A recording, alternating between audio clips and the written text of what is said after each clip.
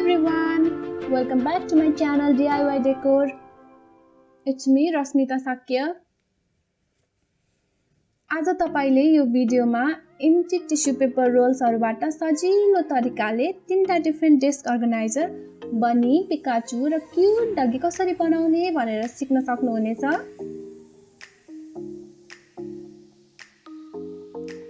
भिडियोमा देखाए जस्तै तपाईले पेन होल्डर, यसरी भास बनाएर र मेकअप अर्गनाइजर र एक्सेसरिज अर्गनाइजर जे राख्दा पनि हुन्छ। यसले गर्दा तपाईको घर सफा र चिटिक्क देखिन्छ र खोजेको सामानहरु पनि सजिलै तपाईले भेटाउन सक्नुहुनेछ।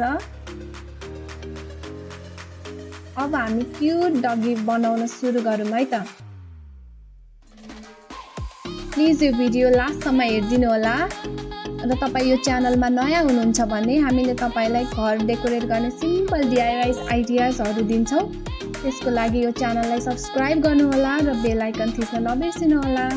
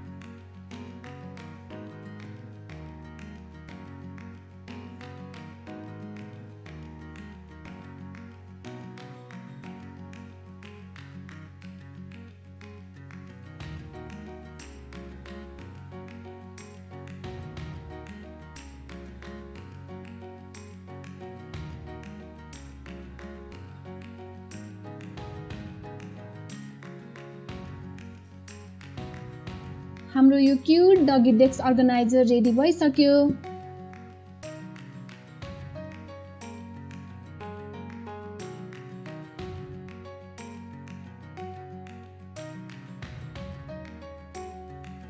अब हामी सेकेन्डमा पिकाचु फ्लावर भास बनाउन जाँदैछौं।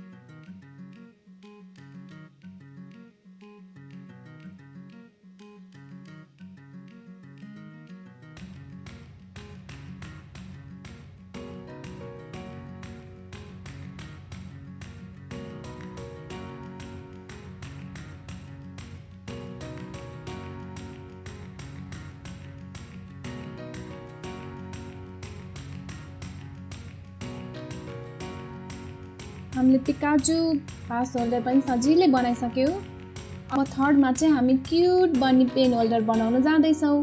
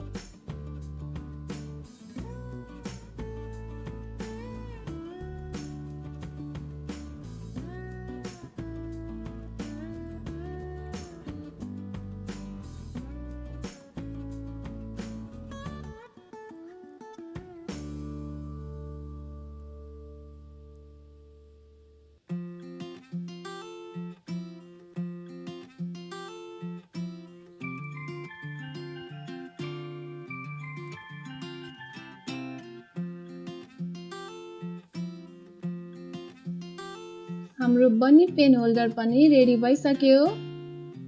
तपाईलाई तीनवटामा कुन चाहिँ मन पर्यो कमेन्ट बक्समा लेखिदिनु होला र मन पर्यो भने लाइक पनि गरिदिनु होला र शेयर पनि गर्नु होला। तपाईले सब्स्क्राइब गर्नुभएको छैन भने प्लिज सब्स्क्राइब गरिदिनु होला। Thank you for watching till the end. Catch you later in next video. Till then, take care. See you.